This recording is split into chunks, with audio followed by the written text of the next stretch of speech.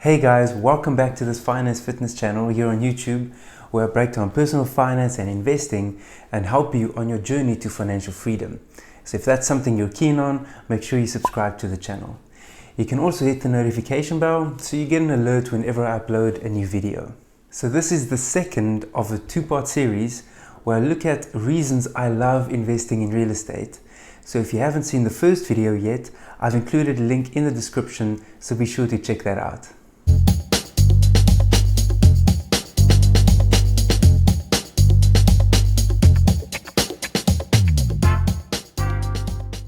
Okay, so let's get into the next 5 reasons of why I think you should consider investing in real estate. One of the great things of investing in real estate is that it's reasonably simple. Yes, there can be some more complicated terms and sophisticated strategies you can employ, but at the end of the day, it's pretty easy to wrap your head around. And I really like this about real estate because it means it's more accessible to everybody, whether you're in finance or not. Sometimes financial markets can be incredibly confusing and technical. You come across these complicated terms like swaps and margins and duration and correlation, Bollinger Bands, Meaker quadrants, and I totally made that last one up and you didn't even realize it. The point is that real estate investing is much more straightforward, and that makes it more appealing to a broader investment audience. So many real estate investors don't come from a finance background, yet they've achieved amazing success using real estate investing. It's open to people of all walks of life, and there's so many well-established and easy to execute strategies that you can use and have proven to work, like buying and renting out properties or buying and flipping properties. Many countries allow you to write off or depreciate the value of that property in your tax returns that you submit, and this will reduce the amount of taxes that you pay each year. For example, in the US, you can write off the value of the building over 27.5 years. Of course, this varies from country to country, so be sure to check out your local tax laws. Another great way of limiting the amount of taxes you pay on the rental income you generate is by deducting all of those expenses in your tax return. In most countries, you can deduct all of the expenses associated with generating that income that's being taxed. So in the case of real estate, you can deduct the interest on your mortgage, repairs and maintenance, maybe the condo fees, commissions for an agent that's running that property for you.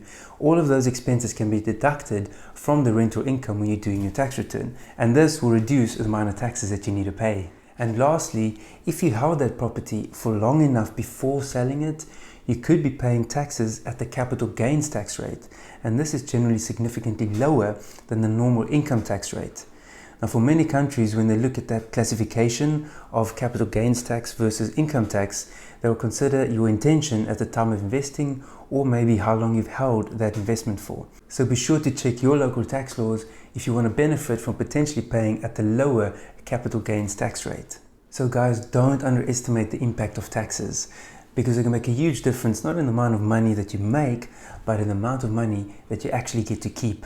And in the words of Ben Franklin, there's nothing certain in this world except for death and taxes. And so if you know you're going to be paying taxes, it's best to try and find a way to minimize that tax bill, legally of course, as much as possible. So this one is a personal favorite of mine, and let me tell you why. For many people, when they think of investing in real estate, they've got all these nightmares about things breaking, tenants not paying, and you having to chase them for the rent checks, and just having to deal with issues all the time. But in my experience, while I've had my fair share of issues to deal with, this is not a day-to-day occurrence. I have an agent that manages the properties and deals with all the day-to-day issues.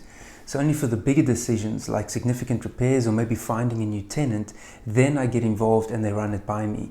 So in that way, it's a pretty hands-off approach and a great passive income. So if you're keen on a more hands-off approach like this, then I'd recommend finding a good agent that you trust. Yes, they'll take a portion of the rental every month, and that ranges typically from 5 to maybe 12% depending on how you can negotiate with them and on your local market. But this really is money well spent. So I just check the statements each month to make sure that everything's okay.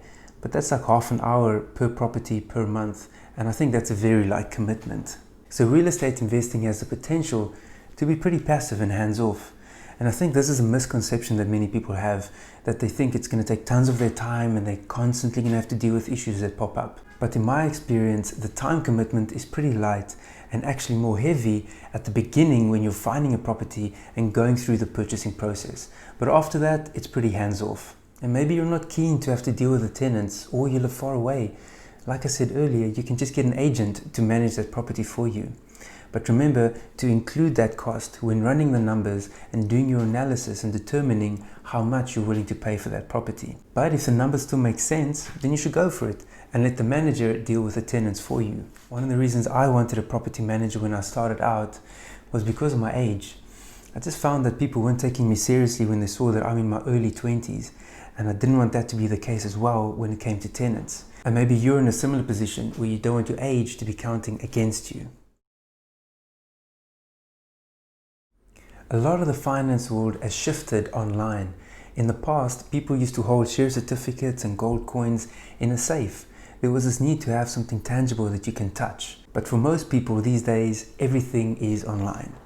For example, if you go out and buy a bunch of stocks or exchange traded funds and you want to see how much it's worth right now, you'll log into a platform or you'll open up an app and look at an electronic statement. And that screen, which is just a sequence of coded digits, is going to tell you how much your investment is worth. Property is tangible. You can touch it. And for many people, having something that they consider real gives them more peace of mind. I know it's a bit more old school, but it definitely affects the decision making of many people that I speak to about real estate investing. Look, people will always need a place to live. The need for shelter is one of the most fundamental human needs on the Maslow hierarchy of needs. And this is especially so for residential real estate. Commercial real estate, like office blocks and shopping centers, may be a different story, especially if you consider now the new way of living and remote working. But residential real estate is much more resilient. In fact, when you look at the past and how well residential real estate held up during the times when stock markets crashed, it shows us that it can be less volatile. For example, during the dot-com crash in 2000, the stock markets dropped 45%, but the residential real estate market only dropped by 6%. Then we look at the 2008 global financial crisis, and that was really fueled by concerns over residential real estate and very loose lending criteria by banks. And even then, residential real estate fell about 20 to 25%, yet the stock market dropped over 50%. And during this period, the rentals that landlords were able to achieve only dropped by about 7% before recovering. Even this year, when the stock markets dropped by over 30% in March 2020, yet the residential real estate was barely affected and has actually been slightly increasing subsequently. Real estate has been a cornerstone of wealth creation and investment portfolios for ages, and there's a good reason for that. Real estate investing can be amazingly powerful for many of the reasons I gave in these two videos. It can accelerate your journey to financial freedom. It can instill a sense of achievement. It can reduce your reliance on your monthly paycheck and can act as a source of passive income. And these videos can hopefully give you some useful knowledge and skills that you can use in real estate investing. To quote one of my favorites, Tony Robbins, knowledge is not power. Knowledge is potential power. And the big thing is to take action. Action is the key. Without action, you're not growing your asset base. You're not enjoying the benefit of leverage. You're not generating a passive income. You have to put this to use. Call up an agent or two. Go look at a bunch of properties. Maybe reach out to some property investors and see if you can meet up with them and exchange some ideas. Write some offers. Just go through the process. Maybe you can partner with somebody that's done this before and they can guide you through the process. The first one is the hardest and the most daunting, but you learn so much from that experience, and then by the time you're ready for the next one, you know what's coming and you know how to deal with it. I know it can be scary, but for me, the regret of not doing it was much greater than the fear that was holding me back in the first place. So, are you a fan of investing in real estate? Did any of these reasons appeal to you, or ones that you hadn't considered before? Keep an eye out for future videos where I'll talk about the opposite side of the coin, because even though real estate has many great benefits, there are also risks associated with it, and I'll share some of the hard lessons that I've learned from investing in real estate. Also, be sure to follow me on Instagram. Here is my handle. And that's it for the video today, guys. I hope you enjoyed it, and if you did, make sure you hit the like and subscribe buttons. I'll see you next time.